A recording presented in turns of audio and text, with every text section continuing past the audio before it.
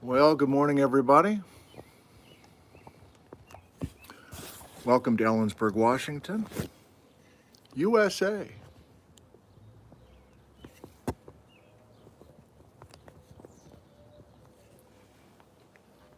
The local time is 8:49 a.m., and we will begin our program entitled Bing Crosby Geology at the top of the hour at 9 o'clock, about 10 minutes from now. Thank you so much for joining us this morning.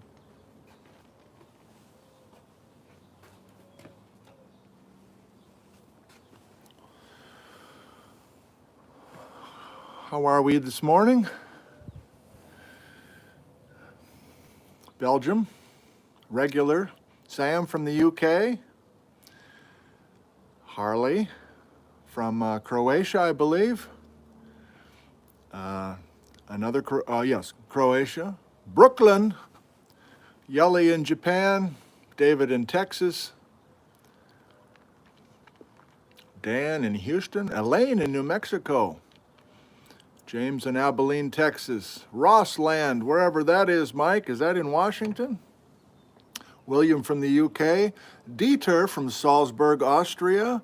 The Netherlands went by quickly. The Finland folks. Pekka, thank you. Santosh from India. You've been a regular lately. It's great to see you. Hello from the other side of the planet. Jim in Alaska. Romania, that's a new one, at least I think it is. Wonderful to have you, Kathy. Brisbane, Australia. San Diego. Guelph, Fred. Remember singing there once on a little choir tour that we had. Jane's in the Mojave. Kevin's in South Carolina. Desi in Virginia, etc. So, terrific to see you all. Dale. Give me a chance to check my laptop here, make sure we're doing okay gadget-wise, and I'll be back with you momentarily.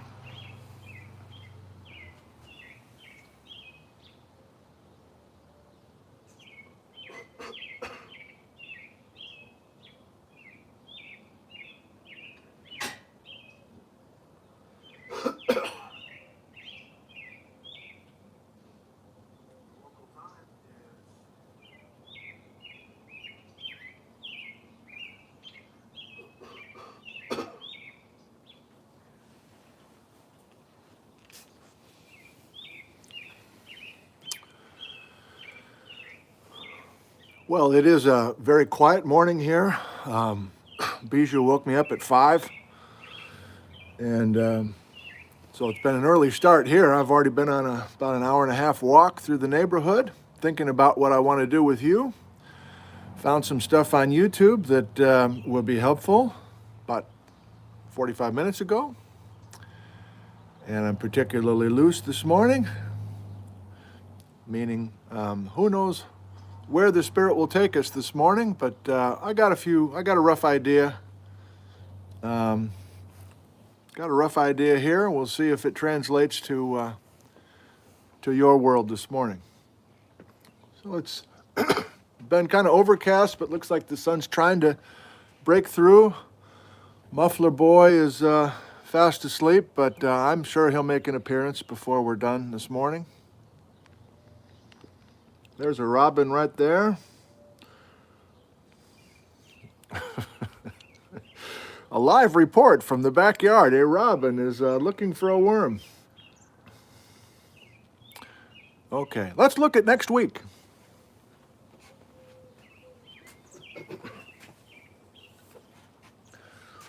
I've been in the habit of doing these kind of dramatic reveals, so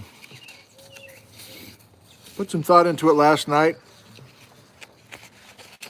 I think I got a decent plan. Drum roll, please. So I won't see you tomorrow, Monday. We don't do live streams on Mondays or Fridays. It's been so great to have so many of you at almost every one of these live, but I know that many of you watch them in replay form, and those numbers continue to grow. It's very nice to see that these programs are getting to people. All right, so Tuesday, 6 p.m., ice cores. Wednesday, 6 p.m., Frenchman Coulee, field trip. Thursday, 6 p.m., Saddle Mountains. Saturday morning, a geologist from more than 100 years ago that I've always meant to learn more about, George Otis Smith. And a week from this morning, Pacific Northwest tectonics. That's the plan for the coming week. Hope it works for you.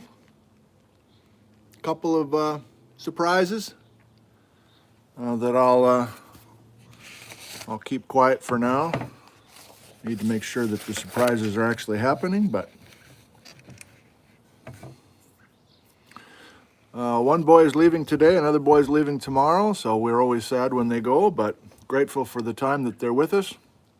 And so we'll be back to the normal routine around here.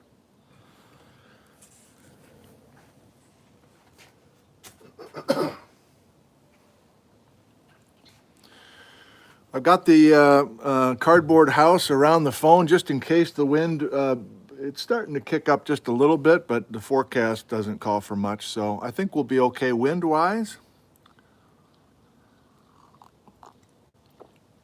And Evelyn, good morning, from Ellensburg, Washington, and her brother Isaac, I believe it was.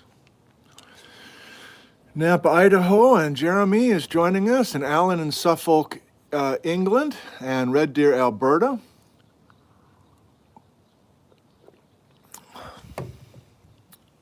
I have to force myself not to repeat myself each time because it's such a thrill. Royal Oak from Germany. Always a thrill to be in real time with people from around the world. I will never get over that, honestly. I will never get over that. To think that 2 months ago I was fiddling around with YouTube and hit live just for fun, and suddenly everybody was there, and never really looked back after that moment. Denise in the UK, great to see so many in that time zone or those time zones. Ryan and Jack, the teenagers are up. Wiley, Texas. Cat Slave 56 from Klamath Falls, Oregon. Andre from Germany, you've been a regular lately. Thank you for joining us. Dave, you're welcome about sharing Rowan's work. There's a bunch more there that I'm looking forward to watching at some point. I've only watched a couple of them, but that was amazing. Who is that guy? All right, got about 2 minutes.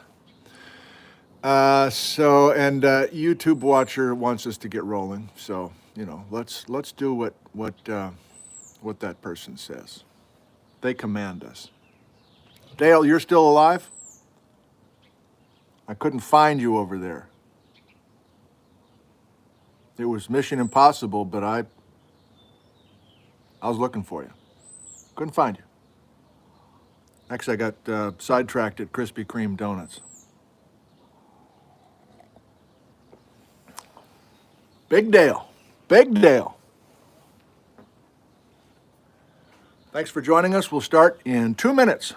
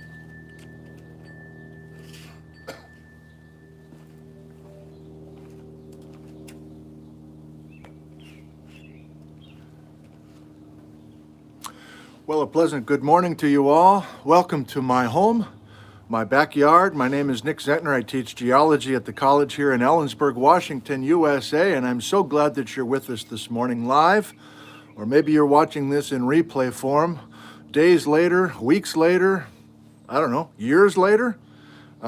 Today's date is May 24th. It's Memorial Day weekend here in the U.S., and happy to spend this hour with you or so.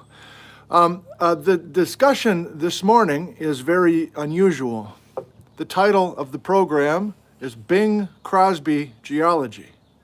And somehow Bing Crosby is going to factor in to this map. And there's a particular road called the Sunset Highway. You see, the Sunset Highway was a primary road back in the day, back in the 1920s. And that's really what we're going to be focusing on this morning, a particular decade, 100 years ago, and what things were like in Eastern Washington 100 years ago. We are talking about geology. In fact, let's go to the whiteboard. Somehow I'm going to simultaneously talk about Bing Crosby, who was an entertainer. If you're under the age of 40, you may have to Google Bing Crosby, I don't know, right now in a separate window or later on. But Bing Crosby was, in the 1940s, 50s, and 60s, was there a more well-known entertainer worldwide? Like, who's a modern example who kind of dominates in music and movies, like Beyonce or Tom Hanks? He's not really in music. This guy was a crossover superstar and dominated radio and television and movies, and it wasn't just music. He had that certain charisma, that certain it. And he's from Washington State. He's from this map. And so I'm very fond, before I get too sidetracked, so we are going to somehow weave in these concepts as Bing Crosby does a drive on the Sunset Highway back in 1925. So that's the gimmick of the lecture, and I did this lecture 4 years ago. It's one of my favorites, actually, because just for me personally, it combines a couple things that I've always been very interested in. Geology, of course, Pacific Northwest, that's been my scene for the last 30 years. But even earlier than that, I was always captivated by driving to California. And as I think I've mentioned already, my parents were public school teachers back in Wisconsin, and every summer, starting in 5th grade, I think, when I was in 5th grade, my sisters were younger, we'd load up in the station wagon and head west. And so there was all this exploration of the American West before the real hard work back on the farm began. And that was back in the late 60s and early 70s. And this business of getting to California, this golden state, this amazing, like where the sun is setting. And you watch the Rose Bowl in the middle of a blizzard on January 1st back in Wisconsin, and you can see everybody's warm and everybody's in the sun, and the Big Ten champ is playing the Pac-10 champ or Pac-8 champ or whatever. So that is a big part of our country's history, and going west and kind of striking out on your own. And in a small version of that, I kind of did that myself, leaving Wisconsin at some point and said goodbye to the parents and had the car and all my worldly possessions and drove west. In my case, went to Idaho to graduate school, but I never really went back. And this story of Bing Crosby driving from Spokane, Washington to Hollywood, California on Thursday, October 15th, 1925, is a moment in time that I'd like to revisit. And he's crossing this state on the Sunset Highway, and he's going to intersect. I'm sure he wasn't thinking about geology at all, but he's intersecting, he's making an interesting transect across many of the topics we have been discussing in these live streams, and we'll kind of work that together. So we're gonna learn a little bit of new geology. Most of the geology will be kind of refreshers of some of the other things we've done, but we kind of put it into a nice tidy package. We organize things time-wise as well. So in addition to those places and concepts that we'll refer to this on occasion.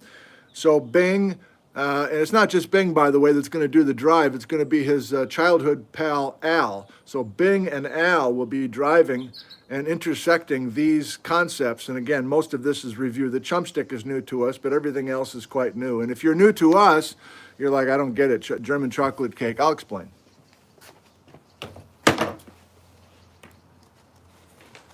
For those in other parts of the world, here's a visual.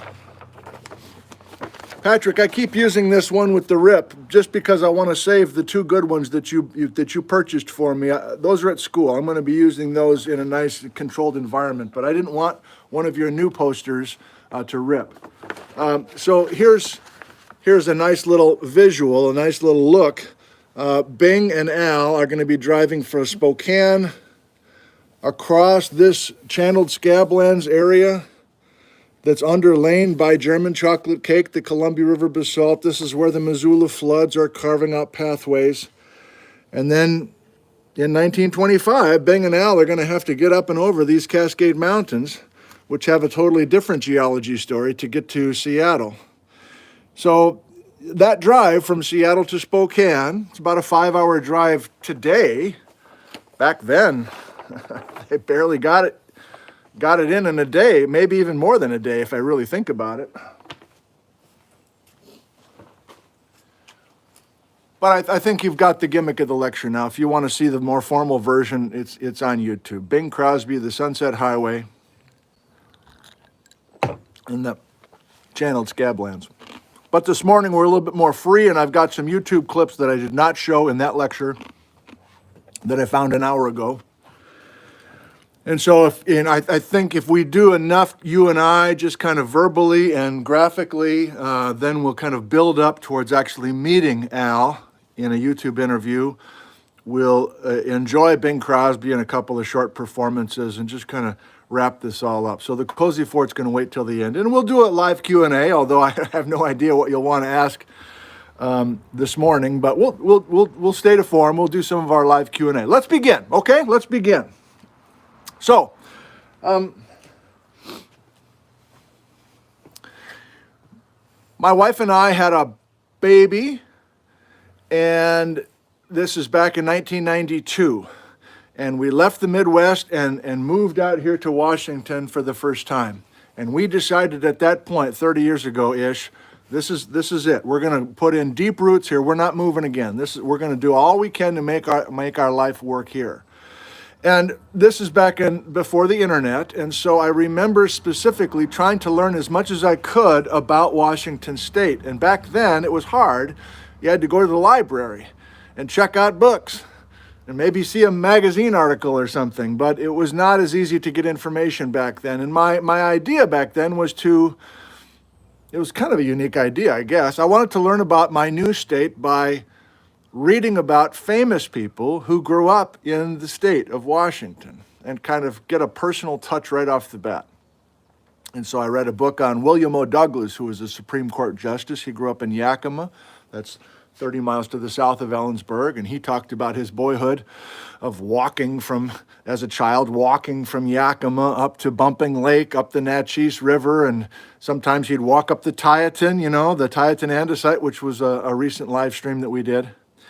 There were some others I can't really remember, but I really remember that Bing Crosby lecture. That Bing Crosby biography, because a portion of that, early portion of that book, that Bing Crosby book, was talking about this journey. So Bing was born in Tacoma, but he grew up in Spokane, basically right next to Gonzaga University, home of John Stockton.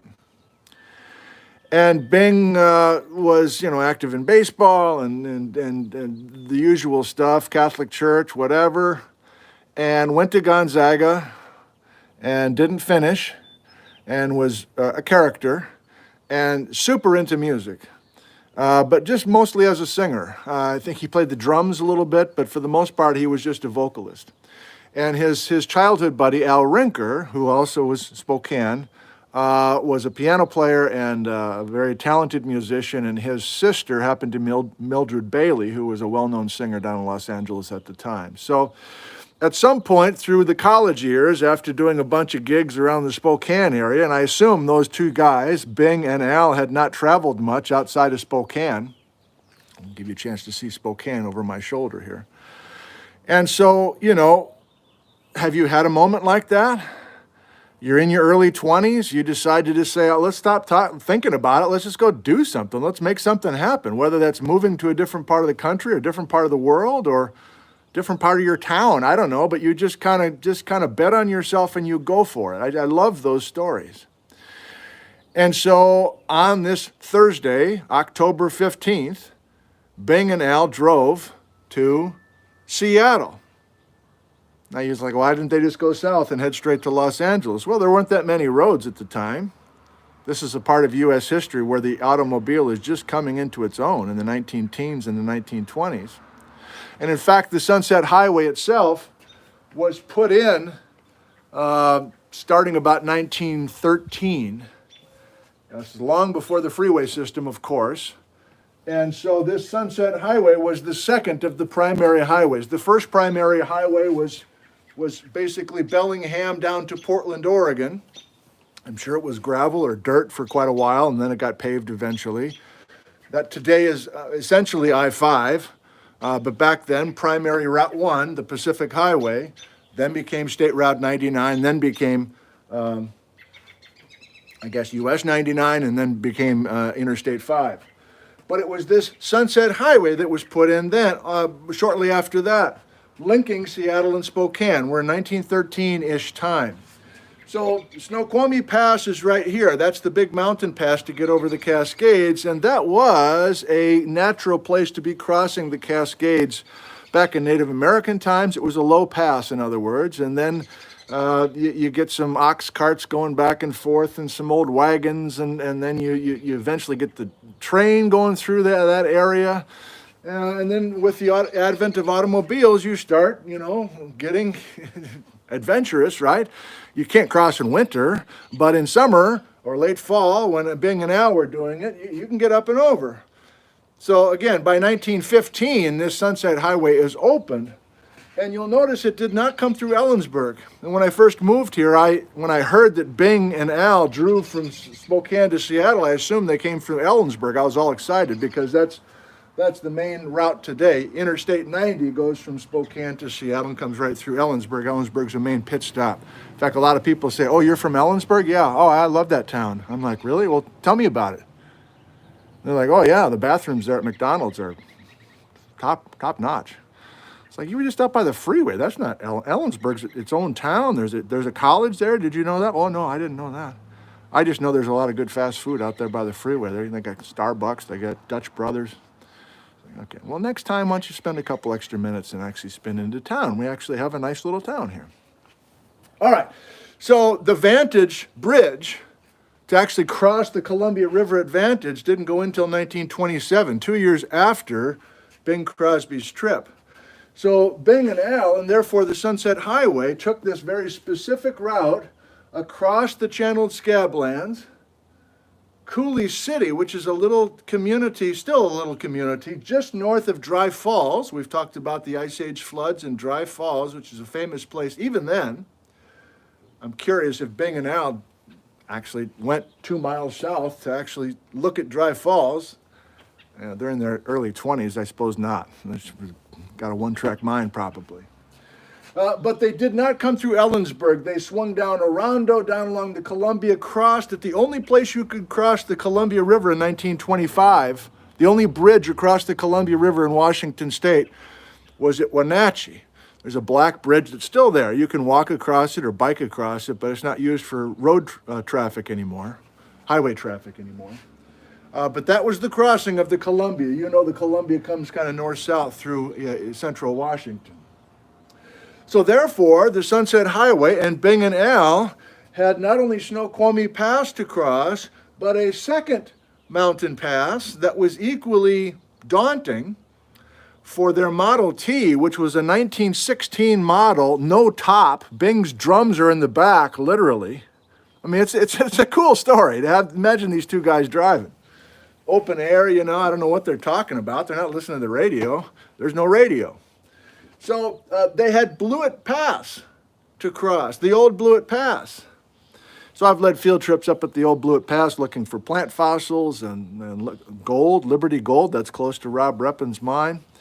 And that was a real snaky, kind of hairpinny-like mountain pass as well. So Blewett Pass and Snoqualmie Pass, the two major obstacles for Bing Crosby and his buddy Al Rinker as they're heading to Seattle. So they finally drop into Seattle, I don't know, a day later or late that night, or I don't know. Not sure anybody knows. And they had some gigs, they had some music gigs in Seattle, and then a couple weeks later they ended up down in Hollywood. The amazing thing is that it's just a couple years later, these guys are in the biz. There's recordings. There's newsreel footage. They hook up with Paul Whiteman's band. They've got all sorts of things happening. So they had enough talent and enough, I guess, intestinal fortitude to make things happen in a short amount of time. And maybe through the connection of Al's sister, Mildred Bailey. So I'm going to show you some stuff before we quit here this morning, which is from the late 20s and the early 30s, just a couple years after they take this drive. So you can kind of see these guys pretty much as they were making this drive across the state. Okay, I'll be curious if you want to talk more about the Sunset Highway and that history and these old roads in the live Q&A. And now that I say that, let me say a couple more quick things and then we'll turn to a little bit of geology. So not only did that Bing Crosby biography leave kind of a mark on me, but, you know, over the last few years, I would occasionally see references in books or like highway signs, like Sunset Highway. I was like, well, that sounds like a really cool thing. Like they knew how to name roads back then. Where is this Sunset Highway? And in Cle Elum, there's the Sunset Cafe, and in Issaquah, there's the Sunset whatever, and the Sunset Hill is in Spokane. So I don't know if you're like me, but I get curious about things, and if I keep hearing the same concept, eventually I just go, look, I got to figure this out. So I don't know, 5 summers ago, I just started driving and using old books and old maps, and I think I forgot to bring that book up, but there's occasionally some pictorial books that are kind of history series that's out here. And it was really good old-fashioned fun to like find old sections of that Sunset Highway. You can see the guardrail still there. And so I kind of just had to connect the dots between all these kind of stray interactions with the Sunset Highway, and that eventually got me to this concept. Similarly, I would run into something called the Inland Empire Highway, also romantic name, the Inland Empire Highway. The Spokane area is still kind of referred to as the Inland Empire. That's kind of a nice title. So was that the same as the Sunset Highway? It was not. So let me use, I'll just do this very quickly. I did it more carefully on that formal lecture. So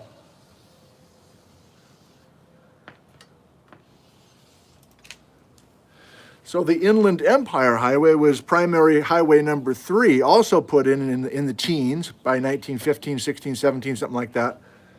No, later, actually in the I wrote it down, hang on. 1922. So this is the Tri-Cities down here. Remember down by Wallula Gap and Lake Lewis? So this was the first bridge put in over the Columbia at Wenatchee, 1908. The second bridge put over the Columbia in Washington State, here in eastern Washington, Kennewick, part of the Tri-Cities in 1922. So then we get the Inland Empire Highway to go from Lauderdale Junction, which is nothing today, but it's also known as Virden, V-I-R-D-E-N. But it's where US 97 and State Route 970 come together, if you happen to know the area. I'm sure you know about that in Croatia. And then the Inland Empire, originally the Inland Empire Highway in 1922 would go through Ellensburg and then go up Durr Road and not go through the Yakima River Canyon. That was too much of a chore in 1922. And then, Grandview, Sunnyside, Ashel Curtis was down there. I might do a live stream on Ashel Curtis. I've been meaning to learn about him too. Cross at Kennewick, 1922. Walla Walla, I kind of forget some of these towns, sorry. Rosalia.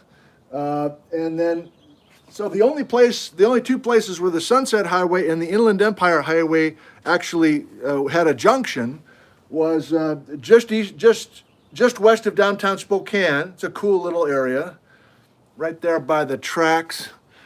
What's another landmark?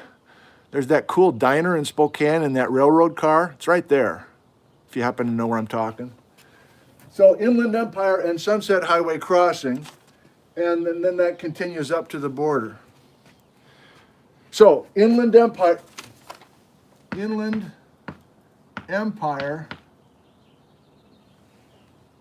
yeah.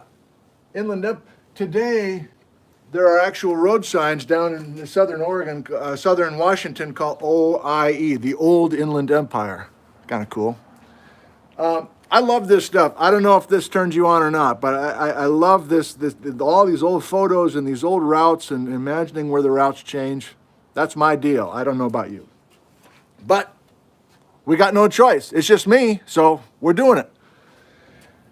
There's one other thing that I was confused about until I kind of tried to sort it out. And again, I kind of circle on things until I can kind of solve it, and then I feel some sense of completion. I don't know. The Yellowstone Trail, have you heard about that? This is still like before the Great Depression. This is basically before the 1930s, when everything goes to hell economically. Sound familiar? And you're driving around, you've got this freedom, you've just invested in this 1921 whatever, and you're out there to start driving. And there was promotion to cross the country even. So the Yellowstone Trail was a national road in the 1920s. And their slogan was, from Plymouth Rock to Puget Sound. Jump on the Yellowstone Trail and drive from Plymouth Rock on the East Coast to Puget Sound on the West Coast. And yes, Yellowstone National Park happens to be a major stop on the route. So I'm sure there were many who just were liking that sense of adventure, driving west. I imagine driving west, but I guess it'd be the other way too if you wanted to drive east on this road. But there was all this connection between states and even local counties using the Yellowstone Trail. So is the Yellowstone Trail a different route on this map? No. Before 1925, the Yellowstone Trail came from, let's say, St. Paul, Minnesota, just driving it out. I picked that because I read some accounts on the Yellowstone Trail where, like, you're a spouse of somebody who's fired up about this Yellowstone Trail, and you're in this jalopy, and it's day after day after day. And the last city you remember of any size was Minneapolis. And I don't know how many weeks later you still haven't seen a decent size to do some window shopping and get a good meal, maybe? I don't know. Spokane's the next major city on the Yellowstone Trail after leaving Minneapolis on this Yellowstone Trail journey. But the point is, before 1925, the Yellowstone Trail took a left at Spokane and followed the Inland Empire through Ellensburg, the Yellowstone Trail, and then up and over Snoqualmie to Puget Sound. Remember Plymouth Rock to Puget Sound. In 1925, and I think there was some politics here, I don't know, maybe some of you do, but there was, local, everybody locally was responsible to maintain their portion of the road, whether it's Yellowstone Trail or I think even on the state level, it's Sunset or Inland Highway. You know, you had a local chamber of commerce, you're trying to get traffic, you got your diner or whatever, you want to make sure people come through. So there were these competitions, as I understand it, between local groups to keep their stretch of this road, top condition. So as I understand it, in 1925, local folks on the Sunset Highway say, hey, look, we're going to pave ours.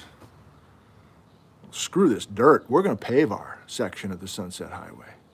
And maybe we're going to... No, skip that. Let's just say pave. So the point is, about 1925, that's our year, by the way. That's our year when Bing and Al are about to head on their journey.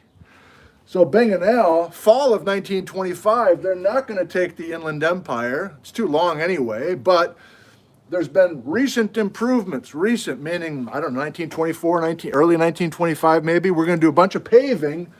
And so Bing and Al say, it's time to go. It's Thursday, October 15th, 1925. We're following this Sunset Highway, and by 1925, this is also the Yellowstone Trail. So I mentioned this name, Ashel Curtis. I've always assumed it's pronounced that way, but I've heard other ways to pronounce his first name. Amazing photographer. I keep running into his photos. That's it. I'm going to do an Ashel Curtis live stream. I've always meant to learn more about him.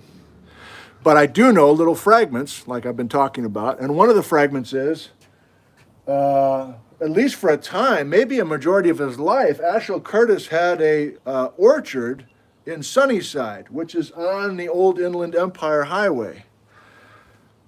And I may be wrong, but I think I read that Ashel Curtis was pissed.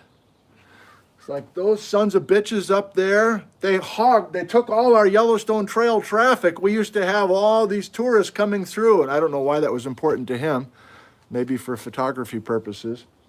But anyway, there was a major jump to using the Sunset Highway, at least in 1925 and 1926. And then many of you who know and maybe even have personal memories of driving across eastern Washington later than the 20s, we are going to put the bridge in Advantage in 1927. That's no longer a ferry. And so now we have a lot of traffic coming through what is now Moses Lake, dropping through Frenchman Coulee, field trip Wednesday, and then crossing the Columbia and heading up that way. I'm really freelancing this morning, but I'm having a good time. Hope you are too. Exhibit C is freelancing right now.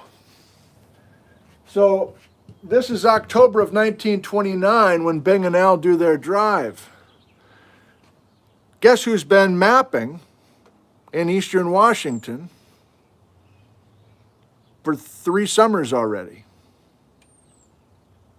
4 summers. J. Harlan Bretz.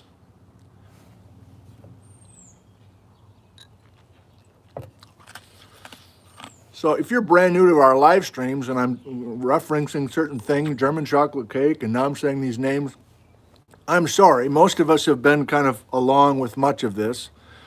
And so I can't double back and redefine everything. But we did a few live streams on J. Harlan Bretz, a very important geologist who was out literally walking around here. You can see why it was such a foreboding challenge. Is that the right phrase? You can see why it was a big challenge to be out here in Drumheller channels, let's say. And his first field season was 1922. He did a majority of his work in 1923, some in 1924. I think he was actually up in British Columbia, now that I think about it, looking for a heat source under the ice in 1925. But my point is, we're deep into the Bretz lore when Bing and Al are doing their drive. That's kind of fun to intersect. And for those who are really live stream fans, we talked about a guy named George Beck. Okay, let me pause for a second. Who gets brownie points here? Who was George Beck? We didn't have a whole live stream devoted to George Beck, but when did what was the topic, or what was the topic when we mentioned Bretz? There's a little delay in the comments here, but I think I want to just pause and the professor of geology. Where did he teach? What was his specialization? George Beck. And why did we spend some time talking about him? He worked at CW. That's correct. What was his specialization? That is correct, Tyler. Petrified wood. Is it coming back to you now? You might actually remember my story where I told about this guy who discovered all this petrified wood at Vantage in the late 1920s. The bridge had just been put in, 1927. And George Beck, who started teaching here in Ellensburg at the college, he was a one-man department. He started in 1925. So when Bing and Al are driving across the Sunset Highway, George is just getting his bearings in Ellensburg and hasn't discovered any of the petrified wood over at Ginkgo yet. But in short order, he discovered so much and was instrumental in setting aside land, working with government agencies to protect those logs, and now it's Ginkgo Petrified Forest State Park Advantage that many of us enjoy quite a bit.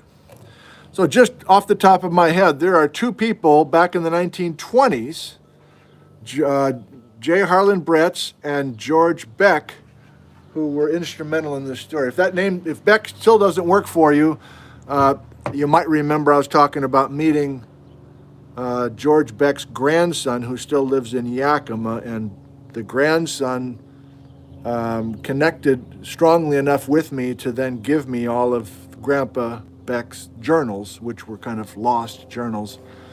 And so that was a nice, people seem to like that part of the story, where these journals that were tucked away are now back where they belong with the rest of George Beck's petrified wood collections over at the Burke Museum in Seattle.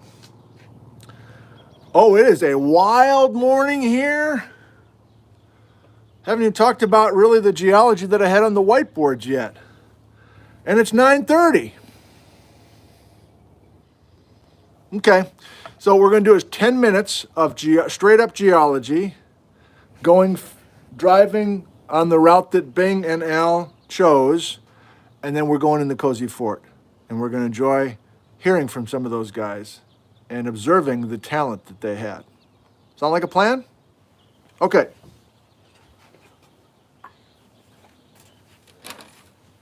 So I'll give you another second to look at our cheat sheet here. I guess that's a chance for me also to look at it. Just casually, a few minutes before we started, I just sketched out stuff that I thought were concepts that we would want, and that if Bing and Al were geology fans, they would go, holy cow, we're driving right along the southern edge of the Canadian ice sheet. Oh my God, Glacial Lake Columbia is just to the north of us. Whoa, there's the Grand Coulee that we're driving through on the Sunset Highway. We're crossing right through the floor of the Grand Coulee before all this water was pumped in from Grand Coulee Dam. Oh, look, there's Saddle Rock and Castle Rock up above Wenatchee, the Wenatchee Pinnacles, and Peshastin Pinnacles on our right. This is them talking to each other that I'm sure never entered their lips. Entered their lips, that sounds bad. Let's move on. They cross Old Blewett Pass and they go right by the gold fields of Liberty. They cross right through where the Ellensburg blue agates are located. They then get to Cle Elum, where Zentner cigar store was back in the 20s, at the Eat More. That's an old relative of mine. And they start heading from Cle Elum up to Easton and then to Hyack and then crossing Snoqualmie Pass. Well, that's the Yakima Valley Glacier and the moraines that we talked about once upon a time. And then they cross Snoqualmie Pass and all the amazing geology up there. Guy Peak Sandstone, the marble, etc. And then we start dropping down to the lakes, the glacial lakes that Brett's mapped when he was a high school teacher in Seattle. And you're like, look, man, this first time I'm tuning in from Hungary. Aren't you going to teach about this stuff? There's a live stream pretty much for every one of these. Not to like put it back on you. The only one I haven't really talked much about, and I think it's the plan. In fact, I kind of forgot. I was going to do that this coming week, and then I kind of forgot.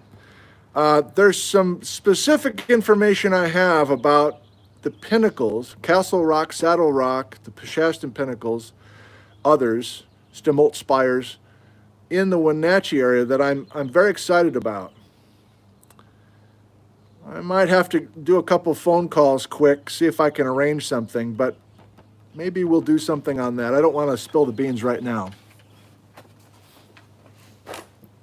But since this is a geology series, even though this is a very unusual morning for us, we're mostly doing highway history and entertainment.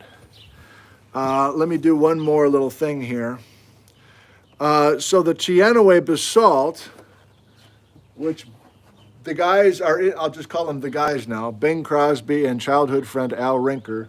The guys are driving through the Teanaway basalt as they're dealing with the old Blewett Highway, the old Blewett Pass. I'm sure they were just nervous trying to get up and over that thing. 49 million year old basalt. There's also some rhyolite there. And this is the host rock for these blue dots, which are Ellensburg blue agates, and the Liberty Gold, the gold fields that are up there associated with that.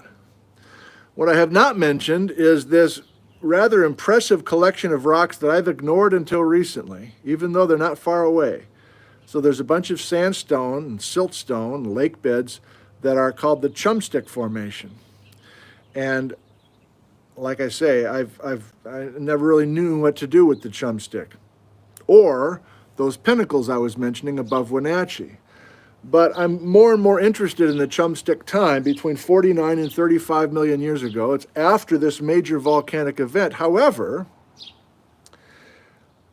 those Wenatchee area pinnacles are intrusions of magma that are younger than the Teanaway, and they have some sort of story to tell. And if you happen to catch brief discussions I've had about the Chalice magmas, that is the story here. So this broad regional story about Chalice magmas have some local intrusions in the Wenatchee area, right above where the Sunset Highway was in 1925. So let's put that in the back of our mind. I'm going to come back to that and do at least one live stream. And if things fall right, I might do more than one live stream on the Wenatchee area. There's enough there, enough fresh stuff there. And then we jump to the major flood basalts. Do you need to see it again?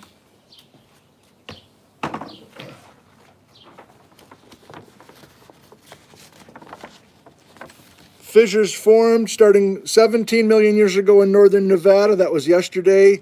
But by the time we get to 16 million years ago, we have major fissures in eastern Washington fueling massive amounts of flood basalt. This is a large igneous province, and it buried much of eastern Washington in up to 3 miles worth of lava. And Bing and Al, from Spokane to Cle were pretty much in that German chocolate cake. Like the bedrock most of the way until Cle and Lookout Mountain was the Columbia River basalts. But as soon as they get west of Cle they're out of the basalts for good, and they're into much older rocks. On top of the German chocolate cake is wind-blown silt known as loess. We had an episode on the Palouse Hills.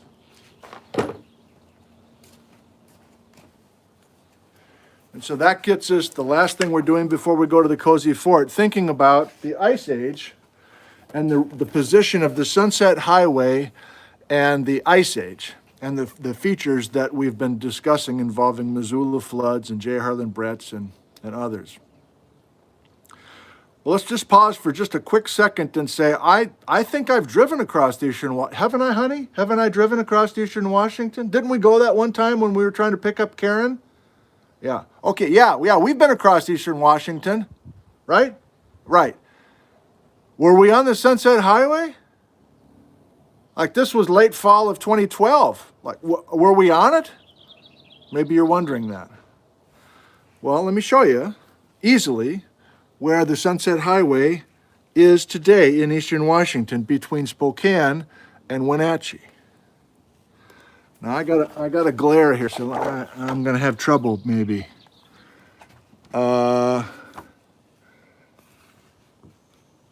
I've got a glare. Do you have a glare? Hopefully not. I can't even see your comments, so I'm just gonna plow ahead. Here, shit. Sorry, Patrick and Evelyn. So here's the maximum extent of the Canadian ice sheet, locally known as the Okanogan Lobe or the Columbia River Lobe or the Purcell Trench Lobe. We've talked about it a bunch of times. Here's Spokane. Here's Bing's childhood home underneath Glacial Lake Columbia. You know what I mean, right? This is 16,000 years ago, so Bing did not grow up underwater. But back in the Ice Age, we had Spokane and much of that region under Glacial Lake Columbia. This is U.S. Highway 2. That's the Sunset Highway. Have you driven on US 2? Have you driven Spokane? Let me see if I can come up with some towns for you. Airway Heights, Reardon. I forget some of these. Elmira, Wilbur, Creston, Davenport. These are like towns that time forgot. If you're watching, forgive me. I don't mean to slam your town, but man, it feels like I'm driving in the 1950s when I drive through those towns. In a good way. I'm time traveling in a sense. I'm halfway back to Bing and Al's day. And then by the time we drop on US Highway 2 out of some of these Palouse hills, Coulee City's right here. So the Grand Coulee, as we've discussed, is kind of northeast, southwest. And the Sunset Highway, Bing and Al, we're driving right across the floor. This is before Grand Coulee Dam. This is before Banks Lake. So it's desert country, but in 1925, they had the Vista House there at Dry Falls. They had a gentleman there stationed at the Vista House. He was entertaining with visitors, I'm sure, even in October. Well, I don't know if I'm sure, but I'm guessing, well, it's a Thursday. Maybe they were only open weekends or whatever. But you get my drift. It was a tourist destination. Did these young guys who had stardom in their eyes dare stop at least to use the bathrooms at the Vista House on Thursday, October 15th, 1925? I'll say yes, just for my thought of Bing Crosby, as a young guy looking at this Niagara Falls and maybe reading the plaque and trying to imagine. Remember, at the time, Brett's is not accepted, so the talk is that, there was a waterfall here at Dry Falls, but it was just a swollen Columbia River. So let's finish our journey, because we can see, I wasn't planning on this, but we can see quite a bit of this journey. Really hope this is visually working for you, focus-wise and not too much glare. We continue on the sunset journey. Up and over, swing through the bottom of Moses Coulee, huge flood bar right there where Highway 2, the former Sunset Highway, crosses Moses Coulee. If you've ever been in there, that's an amazing spot. Then we're back up high again. Cute little town of Waterville, another throwback town. Then where are we? Hang on. Yeah. Then we do this dramatic drop, and Bing and Al did the dramatic drop. We leave the Waterville Plateau and we descend. And that's one of my favorite places to see the old stretch of the Sunset Highway. If you know that drop from Waterville down to Orondo in the Columbia River, that's a dramatic drop. Y'all know it if you've been through there. I can't remember a mile mark or anything. It's been a few years since I did it, but that was a cool old stretch of the sunset. I think can you help me out if you know? I think there's a nice old stretch of the sunset, the original Sunset Road, just west of the city limits of Waterville. I may be confusing my towns now. And then also little segments of that old sunset that you can see really bushwhacking its way down that grade, down to Orondo. It's not the present course, in other words, but you can see it off to the south.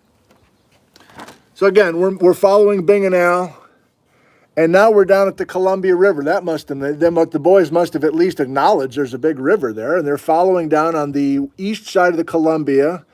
They approach Wenatchee. They cross at the only place they can cross the Columbia River, at the Black Bridge. And then here goes the sunset, just like US 2 today. It's going up the Wenatchee River.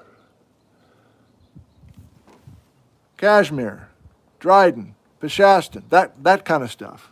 There's some orchards in there, even in 1925. That's kind of a nice bucolic image. And then the Sunset Highway leaves the Wenatchee. So the Sunset Highway does not go to Leavenworth.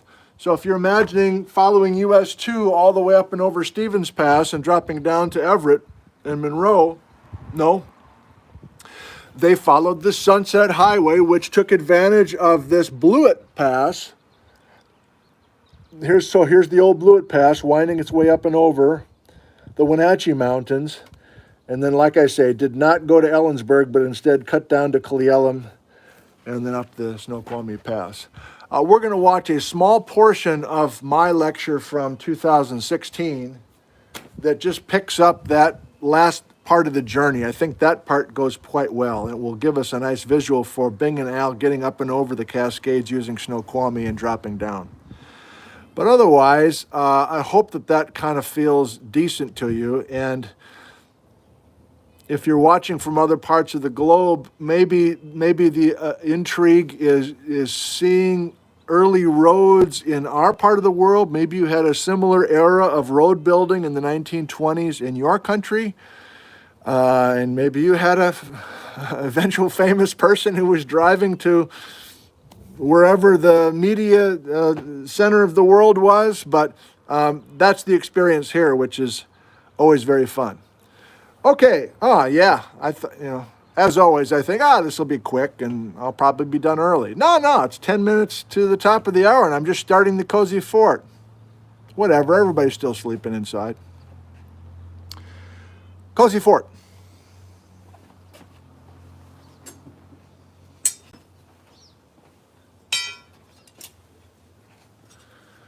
I wanted to share, remember this was a gift that I received. Can't remember your name, I'm sorry. Was it Dave? Thank you. I've really enjoyed looking at this.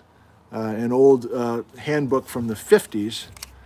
But if this works, focus-wise, here's another way to see Bing and Al driving through this channeled Scablands area. Are you still focused?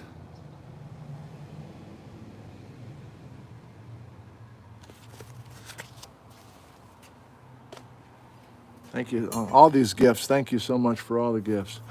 Okay, talk amongst yourselves. Give me a second to get this Cozy Fort set up properly. I always struggle with this.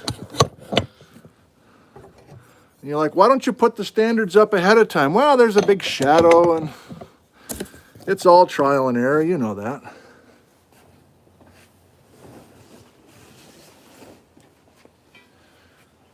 Cozy Fort, trademark Steve. Well, speaking of trademarks, I'm going to show some clips.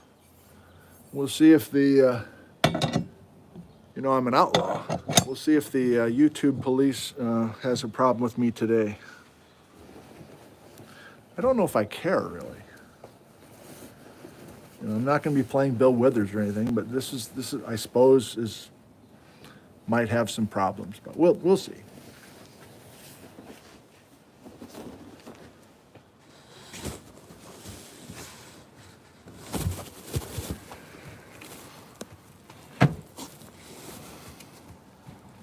We've got to bundle you up. We're putting you in the stroller.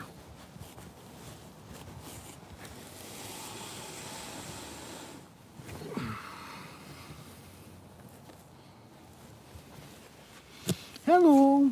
You look some Gucci Gucci Goo. Gucci Gucci Goo. There's a new grandchild of friends of ours in the neighborhood, so they're talking grandchildren's like, whoa, I don't know if we're ready for that.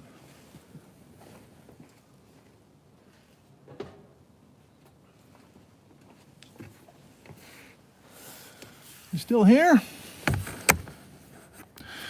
I've noticed we're not over the 1,000 mark for the second morning in a row. Makes sense. This is a holiday weekend here in in the U.S. Maybe the world. I don't know. Probably just the U.S. So for a couple sessions, we were really rocking the numbers, but it's not about numbers. It's just about sharing. So why did I even mention it? Don't know. Okay, so get rid of me. Am I muted? Yes, I am. Turn email off. We don't need emails coming in while we're doing this. Okay, how should we start?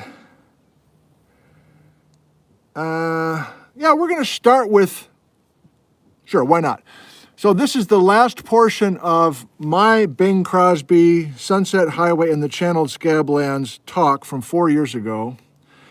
And we'll just look at the last portion of Bing and Al. Now that we kind of followed, this actually will work. We followed them just a second ago, didn't we? From Spokane and used some landmarks, and we got to up and over Blewett Pass, essentially. Let's finish the journey with them using a few photos that I had for everybody.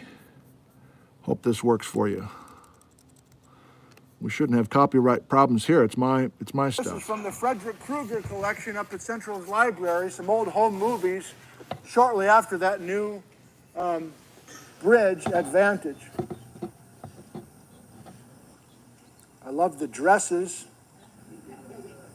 I'm thinking late 20s, early 30s, but what do I know? We got to keep with it. The gals are going to walk in some sand dunes in high heels and dresses. There we go. Great. Wonderful. So by 33, we've got a few more roads. By 1939, it's starting to look more and more familiar. Still no interstate yet. By 1950, we've even got more. Now we've got U.S. roads. We've got U.S. 10, we've got U.S. 97. We're getting closer and closer to the area that we all know and love. Remember now, the Yellowstone Trail was the national trail, a single road until you get to Washington. And before 1925, the Inland Empire, after the Sunset Highway. Maybe it's a dealer's choice, I'm not sure. And there was a logo that was used to keep people on the trail. So there's one of these up at Snoqualmie Pass still on the old the old Sunset Highway, essentially. There's a few others that are scattered across the country. I had to include this. My own family has a story of a person driving to Hollywood. This is my grandpa, who was on the dairy farm in Wisconsin, the family farm, and he felt the walls of his life closing in, apparently, and he could sing. So he took off in a car, didn't take the Yellowstone Trail, but he went to Hollywood. He was exactly the same age as Bing Crosby. So they were both in Hollywood at about the same time, and my grandpa went back home a couple of years later. His dad needed to get off the farm, and so he went back to Wisconsin. I'm grateful that he did. That's where I'm from, on that farm. But postcards from back in the day sent home about how great Hollywood was. All right, let's get back to finishing our journey. So Bing and Al, Thursday, October 15th, 1925, Liberty, Lauderdale Junction, the old road to Cle Elum, get ourselves towards Snoqualmie Pass. Once we get up to Cle Elum, we've got the old sandstones of the Squawk Formation. These are photographs from the Fred Krueger collection. Beautiful old photographs. I just snapped these right off of his computer monitor. So Fred used to teach high school in the Cle Elum area. He's another guy that helped me. So I visited him in Rosewood here in Ellensburg, and he spent an afternoon helping me flesh out this lecture. So thanks to Fred for his help and some of his beautiful old photographs from his collection, which is beautiful and rich and available to many up at Central's Library. And then, of course, I have to include Yvonne Prater, who is most well known. She's was a local gal, was best known for her book about the history of Snoqualmie Pass. It's still a very a bestseller for the mountaineers. And Yvonne was working on another book about the old Blewett Pass. And so I invited her to visit with me last summer, and I showed her some of my photos, etc., and she was very encouraging, and passed away just a couple of weeks after that. So thank you to Yvonne. Up and over Snoqualmie Pass, the Sunset Highway, we crossed the pass. They opened this road in 1915, paved decades later, and we dropped down the old Sunset Road. This is Bing and Al now, North Bend. Where are we? North Bend, Snoqualmie, Snoqualmie Falls, Falls City, Preston, Issaquah. So this is the old Sunset Highway crossing the river above Snoqualmie Falls. And then the final leg is to get us to Issaquah. There's no way to get across Lake Washington in 1925, so we've got to follow the Sunset Highway through the Issaquah Alps to Renton, work our way down, present-day Pacific I-5, used to be Pacific Highway, get into the Rainier Valley, and get themselves to a few paying gigs in downtown Seattle. So here's our hero for tonight, Bing Crosby in his early days. Do we have sound for the first movie appearance of not only Bing? Okay, so that gets us to a chance for us to visit with Al in old age, looking back on his journey with Bing. Let's do that. Maybe we can take a break from John Lord's comments about expanding Earth, and we can actually enjoy some of this content involving Bing Crosby. I want to get the right clip first. I just set that up. It's not it either. Hang on. I can't find what I need right off the bat, so let's do this one instead. Here's Bing and Al. Look at the good luck and the bad luck, baby. I never saw bluebirds mingle with blackbirds. I never saw bluebirds doing exact words. Never knew good luck ever could words with care. That's Al. Now I overheard those birdies talking today, and I know just why they're acting this way. Maybe I'd better pick up the thread. Al and Bing. Bing. First the bluebird said, we've got to have sunny weather. So the bluebirds and the blackbirds got together. Then the blackbird said, oh, we're birds of a different feather. So the bluebirds and the blackbirds got together.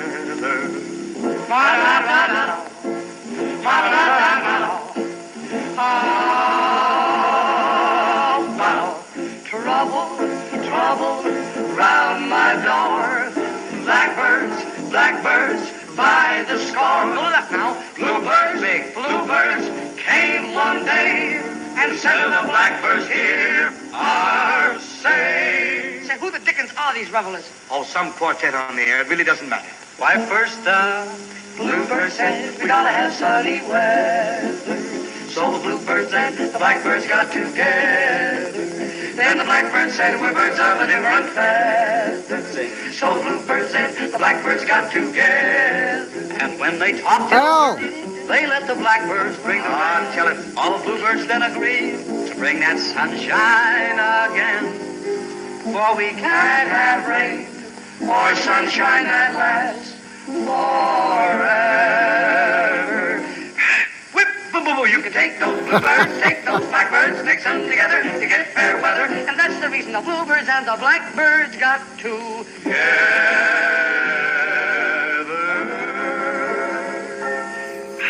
I love that. I would love that even if there wasn't this backstory, but that's 3 years after these guys did this trip in this convertible going over Blewett Pass. I mean, amazing stuff.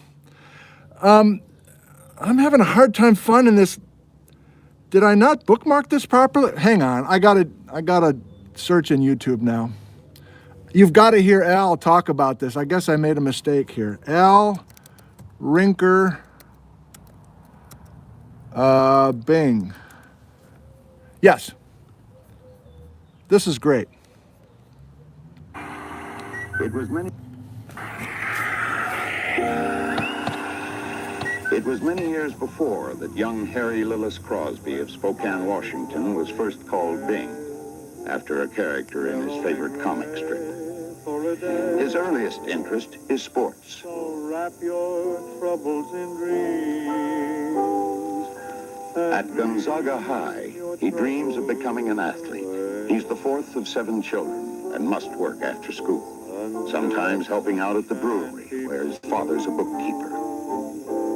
In 1920, at the age of 17, Bing enters Gonzaga University to study law under the Jesuit fathers who were to be a strong influence in his life. He joins the Glee Club and plays varsity baseball. Sports is still his major interest when a fellow student, Al Rinker, invites him to join the Musical Aiders. They're a hot new group, although not one of the boys can read a note of music. They perform at high school dances, private parties, and eventually in movie theaters, with Bing on the drums. Weren't you king for a dance?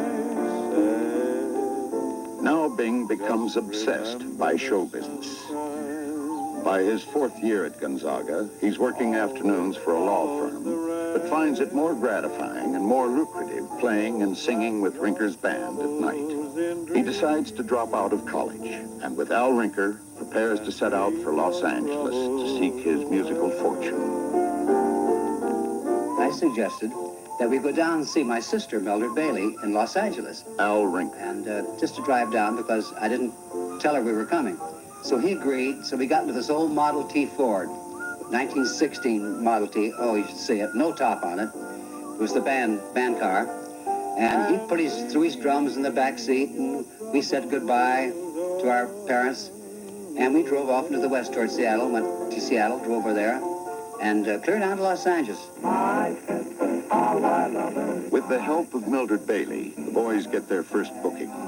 Billed as two boys and a piano, they come to the attention of Paul Whiteman, who signs them up to tour with his band as a singing novelty duo. Whiteman's the biggest name in pop music. The kids from Spokane seem to be on their way.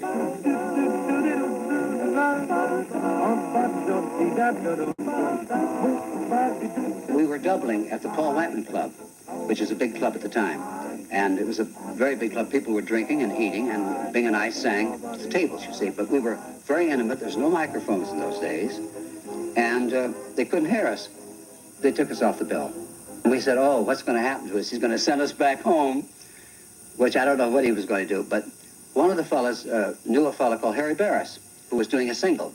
And he was doing jazz things. He slammed the piano. So he got us, Bing and I, together with Harry Barris. And we rehearsed a couple tunes, like Mississippi Mud, a couple other ones. And we had two little pianos that Whiteman got us, and we slammed them. They could hear us now. And that's how the Rhythm Boys were started. And we started making records. Do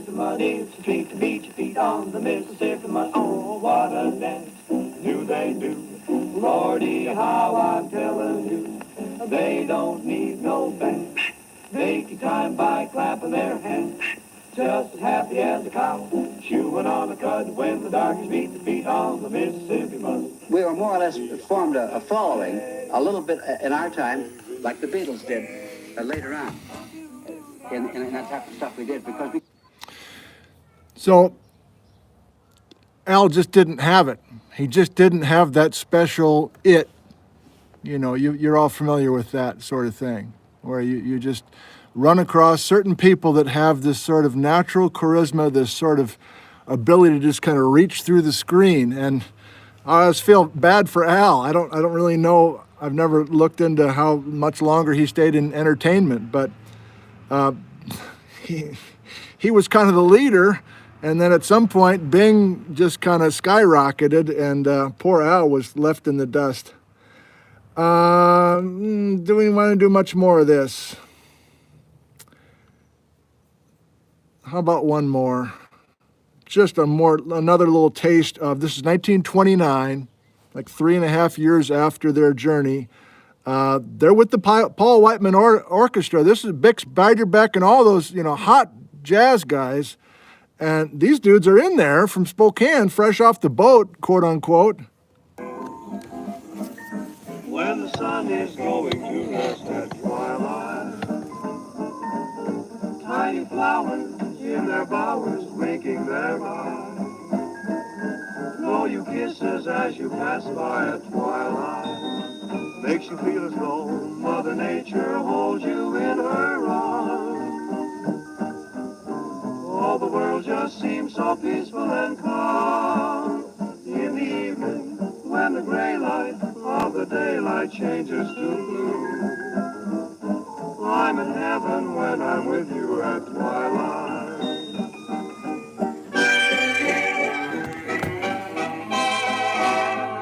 So out of all the YouTube lectures I've done over the years, this Bing Crosby thing is by far the least popular. It makes sense. This isn't for everybody, but I love it. I love so much about the story and about the music and about the intersection between human history and geology and roads and the whole bit. Really good. Let's finish with a clip that I fondly remember. I left my hometown and was in Madison, Wisconsin, overwhelmed by everything. And maybe you've had a phase of this in your life too, where you just retreat. You just retreat from everything. It's just too much. I was on my own for the first time. I missed my parents. I missed all my family and friends. I wasn't even that far away from home. But so I just went to movies all the time. I hadn't found geology yet. I don't think it was depression, but it It was a massive retreat from everything. So it was movies and TV and escaping to old stuff. And I used to watch this Saturday morning movie program hosted by Tom Wesson, who died just a couple years after that. But he was a big old dude in Madison, a film guy. And this was always the opening of that movie program on Saturday nights. And I still remember it. And I always remembered Bing Crosby because of that opening to that Saturday night movie program. Not this one.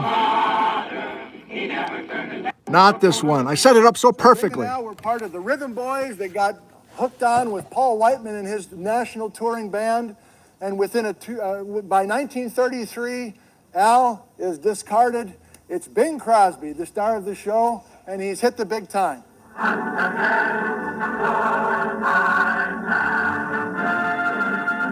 Out where they say, let us be gay, I'm going Hollywood. I'm ballyhoo, things to you, I'm going Hollywood. Hey, why you sleepy heads are in that hay? I'll be dancing, I'm going to be dancing with the sun-kissed baby, and I'm on my way. Here's my parade, I'm going Hollywood. And the rest is history. Thanks everybody for coming tonight. Okay. That's the end of the Cozy Fort. It's time for you to ask questions. And I think we lost a bunch of folks because of that content, but I don't think I really care. I'm glad you're still here. And who knows where these questions will be coming from or what angle we'll go, but we'll do it anyway. The robins are singing. It's a beautiful morning for Bing Crosby music.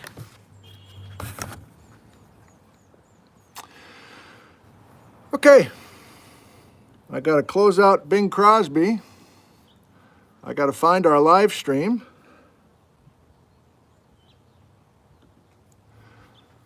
I'll pop out the chat like a boss. Get it centered right between the eyes.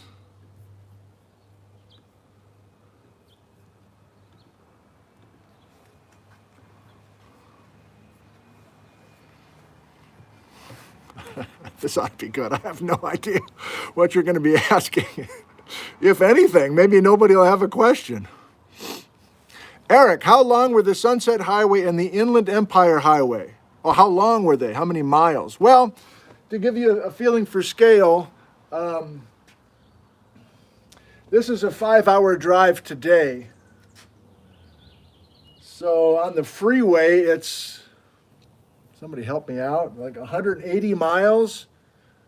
I can't do kilometers, sorry. 180 miles. So it's like 250 miles for each of them, roughly. I'm sure somebody will correct me, that's fine. So is Blewett Pass the same as Swak Pass? Interesting story, Cindy. Originally there was Blewett Pass. That's what Bing and Al drove over. Super windy. You actually had to go up backwards with your Model T because of keeping fuel in the fuel line or something like that. And then back in the 20s now, and to come down the other side of that Blewett Pass, you quite often those early cars had to drag a big log, literally chain a log so that you wouldn't get out of control going down. So it was that steep and that nasty. And then in 1956, they closed the old Blewett and they opened a new Blewett Pass about half a mile to the east.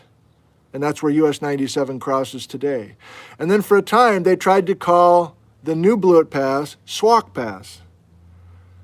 And everybody still called it Blewett Pass. So then there was confusion, like, oh, we're going over Blewett? Oh no, we're going over Swak. Well, wait a minute, what are we talking about?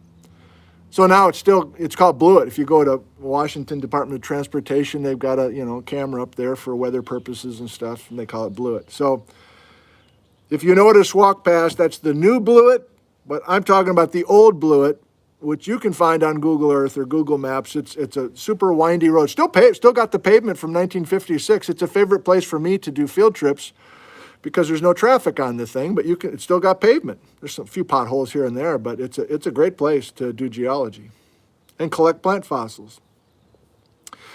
Marcel, did Silesia get stuck under the North American slab, causing the rotation we see now? No ocean silt, greater than more friction. Marcel, Silesia was a large igneous province. It did get added to the edge of North America about 50 million years ago. It did kind of choke the trench. This is more of the Chalice magma story that I told in the first live stream, and I think I'll probably go back to telling next Sunday, to be honest. If you can kind of wait till next Sunday, I'll do a little bit more on that. But causing the rotation, I don't see that. That's more actively driven by current ocean plates offshore. But I do agree that the concept of this massive amount of this huge chocolate gumdrop being not only added, but kind of barely kind of crammed into the subduction zone, that does kind of work. It's a bluebird day. I agree, Marin. Yeah, it's turning out to be a bluebird day here, right. Will, who surveyed the Sunset Highway? Are there notes? There are some notes. I included in that lecture I did 4 years ago, really just to please local people in the crowd, but if you happen to know Central Washington, there's a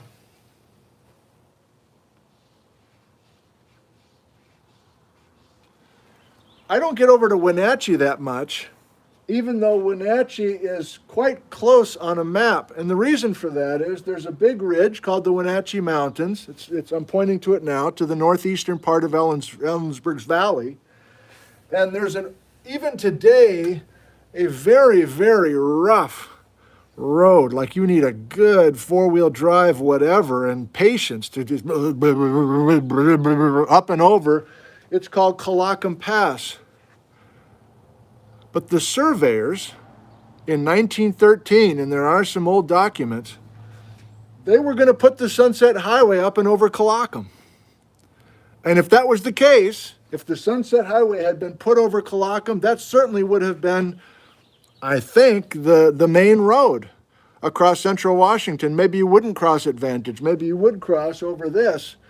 If nothing else, it would be a straight shot drive over to Wenatchee, and a lot of us would be heading over to Wenatchee a lot more. There's a lot of skiers at Mission Ridge, which is a very popular, beautiful place to ski, like downhill ski. And a lot of folks do it from Ellensburg, but they got to go all the way to Wenatchee and then go up to Mission. It's a long drive, 2-hour drive. So who surveyed? Washington Department of Transportation. I assume government workers. I don't know, but those documents are there. Patrick, Professor Nick, do you like to sing Bing Crosby songs? Can you whistle like him too? I've never been a good whistler, Patrick, age 6. Never been a good whistler. My dad was a very good whistler. Always enjoyed that. Yeah, I enjoy singing Bing Crosby songs. Kevin, is Beck Hall at CW named after George Beck? Yes.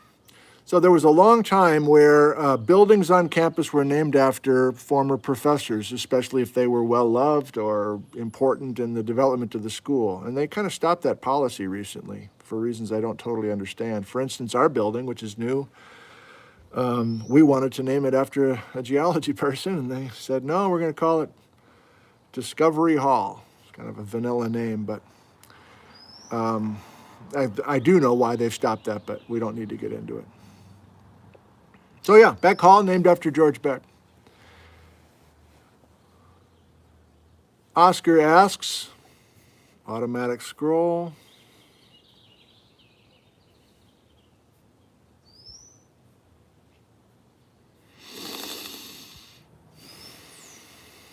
I'm not giving up, Oscar. I got to go back. I'm back to the automatic scrolling, which I'll never understand. Come on. Here's one of your questions, Oscar. I don't know if it's the one I was about to read. Have you ever come across any recordings of Bing talking about his trip on the Sunset Highway? I would love to find that. No. I'm not particularly gifted with researching that stuff, so I just type stuff into YouTube, see what I can find. That's how I found the Al thing. There have been some interviews I kind of watch with Bing, but I lose interest after a while, maybe like you do.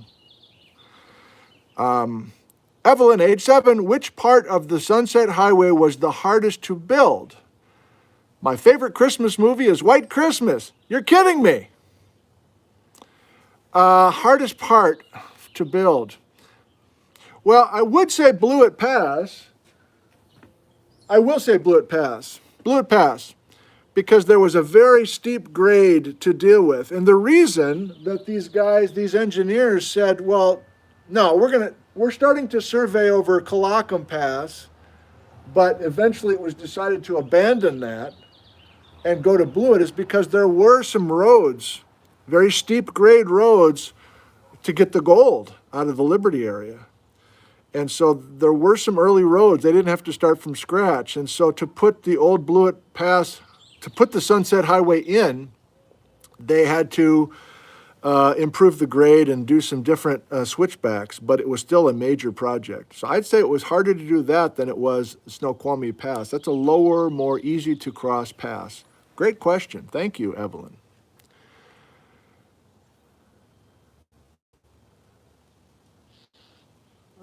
The Majestic Mountain Teacup is my wife's. I don't know.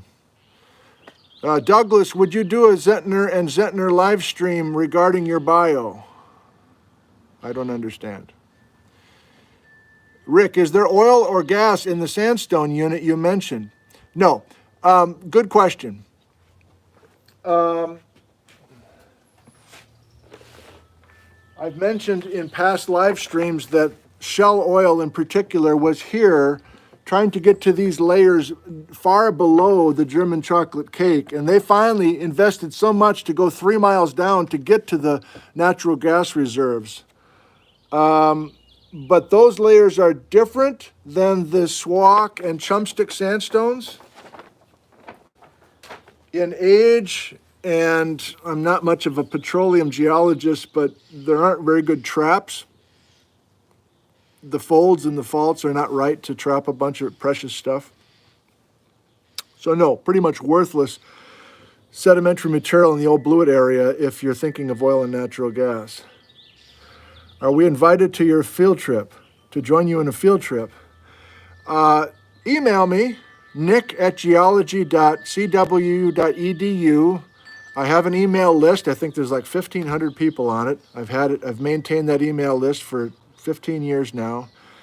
And if things ever open back up and we can do field trips, mostly with old people, it's usually retired people that join us.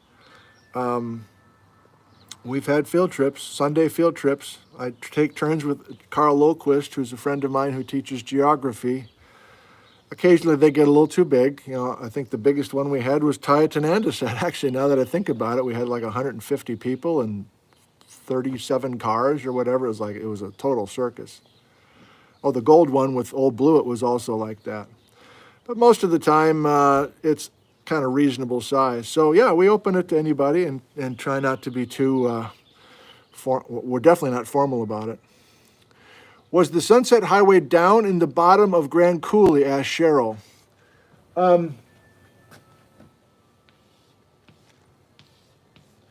Cheryl, here's the upper Grand Coulee. Here's the lower Grand Coulee. So Dry Falls would be right here. Park Lake, Soap Lake. This is Banks Lake today. Here's Grand Coulee Dam. So it just crossed, the Sunset Highway just crossed the Grand Coulee where US 2 crosses the Grand Coulee today. Just immediately west of Coulee City. Hometown of Carl Loquist, by the way. We'll do a few more. Keith, what do I think of expanding Earth hypothesis?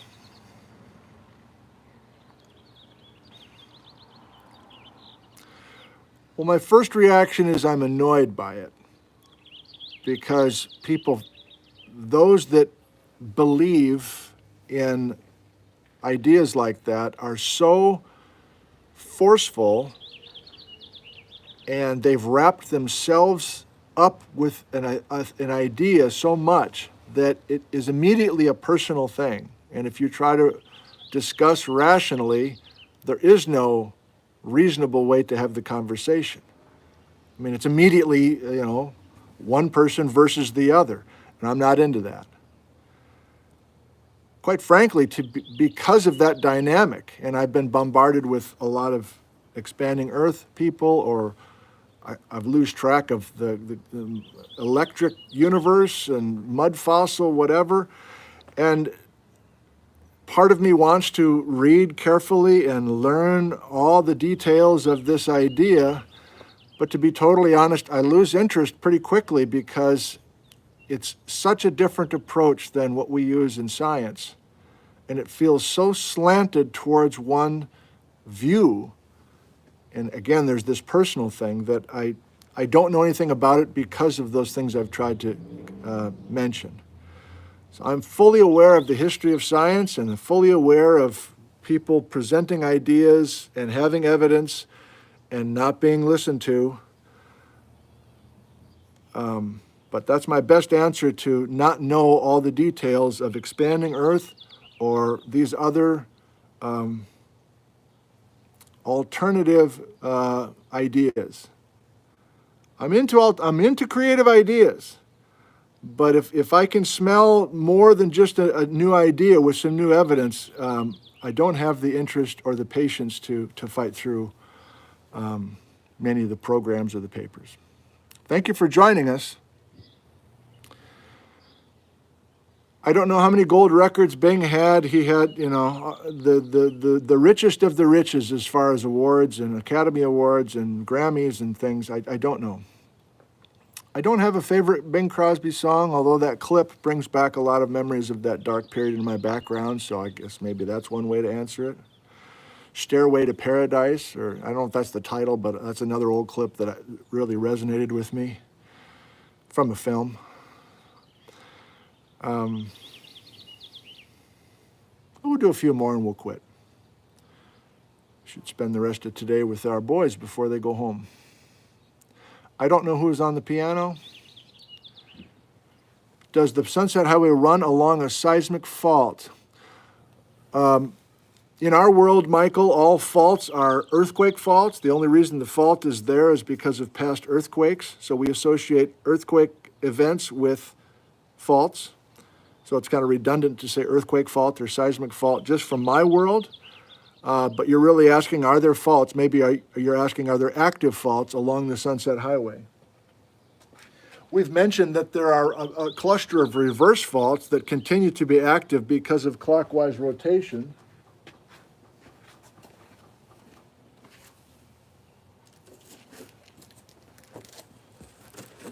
So there's dozens and dozens and dozens of east-west trending reverse faults in response to this clockwise rotation of Northern California, Western Oregon, and Western Washington rotating into a stable Northern Washington and British Columbia. And so that said,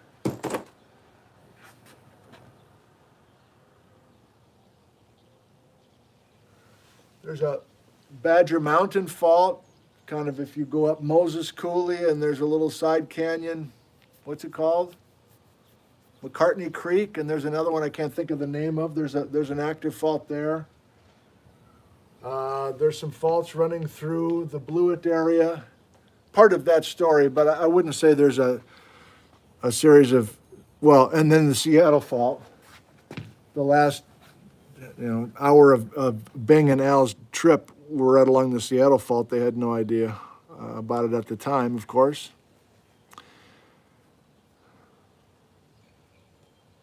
How far is Ellensburg from British Columbia? What sort of geology would you see along the way? Sam, you can just get on US 97 from Ellensburg, get up and over the New Blewett Pass, Wenatchee, Chelan, Omak. If you don't stop for bathrooms, I suppose you can get up to the border in 3.5 hours or 4 hours. Correct me if I'm wrong. I don't know because I don't take that drive hardly at all. But that's another idea for a live stream down the road. Maybe I'll just do a British Columbia geology question mark live stream. I've actually toyed with that idea. Like not present anything. Because I don't know a frickin' thing about what's going on across the border. And you're like, well, why not? Why are you so like, U.S.? Well, it's just, all the work that I work with are U.S.-based geologists. Their maps are within our state. And I have a couple contacts up there now, partly because of these public programs and partly just because I've reached out to some British Columbia geologists. And it's half a day's drive and I'm up there. And I have a serious interest in doing that. And I've said it seriously for the last 2 years, and I still haven't done it for a variety of reasons. My dad last summer and this virus thing this summer, but summer's the time for me to get up there. And I've heard from some of you and offering me to stay in your place or whatever. And I would love to bridge the gap between Washington geology and British Columbia geology. We might do that. I might just get a bunch of leads and a bunch of might just be a conversation type of a live stream. That might work. Is the Sunset Highway still open across Washington? Do you mean in virus time, Robert? Yes. It's not called the Sunset Highway anymore. It's called US Highway 2 and then I-90 when you get over to Cle Elum. But even at Snoqualmie Pass, you get off the freeway at the summit and you can be on the old Sunset Highway zigzagging down on the west side. Have you ever done that? On the west side of Snoqualmie Pass. But now that I think about it, I think you're asking about, we're still in phase 1 within the state of Washington as far as the pandemic is concerned, but the freeways are just as busy as ever. People are just out going stir crazy. It's like a parking lot out there sometimes. 2 more and we're done.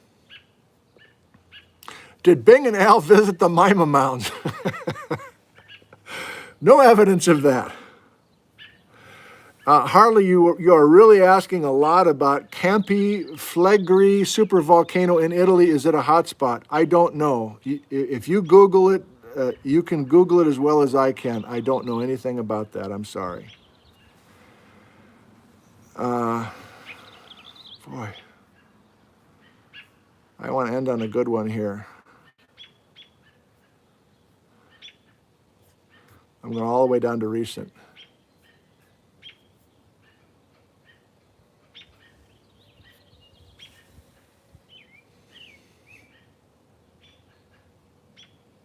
Bernadette, can I hike on the Kalakam Pass? I've never been up there. So this is that ridge. It's not really a mountain pass. It's a desert ridge. And yeah, it's open. It's public land. If you've got the right vehicle, you can get up and over. I've done field trips on the Wenatchee side where you're down on the west side of the Columbia River by the Alcoa aluminum plant, and then you continue, and then, by God, there's Kalakam Pass Road or whatever. You're like, sweet, let's just go up and over. It's like it's right, Wenatchee's right over that ridge, and yet you got to go all the way around. Either over Blewett or you got to go Quincy way to get to Wenatchee. But if that intrigues you and you want to see that area, I honestly have never been up there. I should. But can you hike up there? Sure. You park your rig and start walking. Public land. Okay, a toast to you.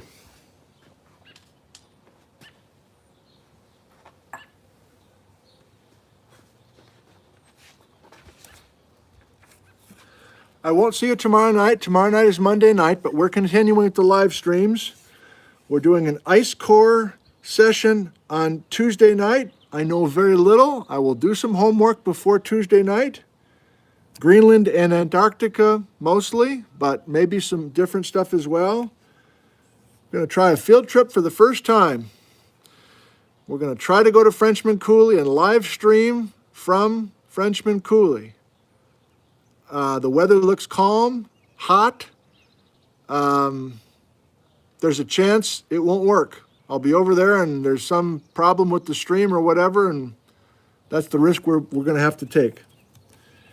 Saddle Mountains Thursday night, George Otis Smith, an early geologist in Washington State history, Saturday morning.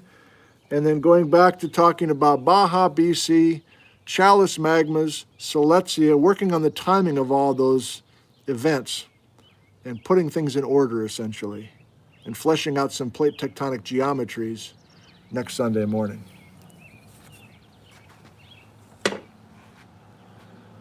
I hope you're doing well. Here's to your health. Here's to everybody in your world. I assume most of you are just like us here. We're still mostly in our house. We're walking, we're driving a little bit more, we're hiking a little bit more. Good morning. But for the most part, we are still homebound, and we're doing our best here, and I hope you're doing your best there.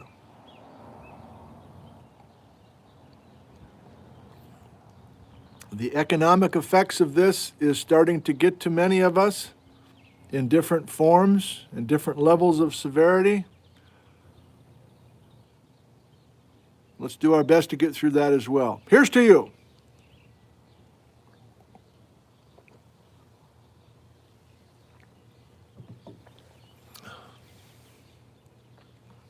Amen.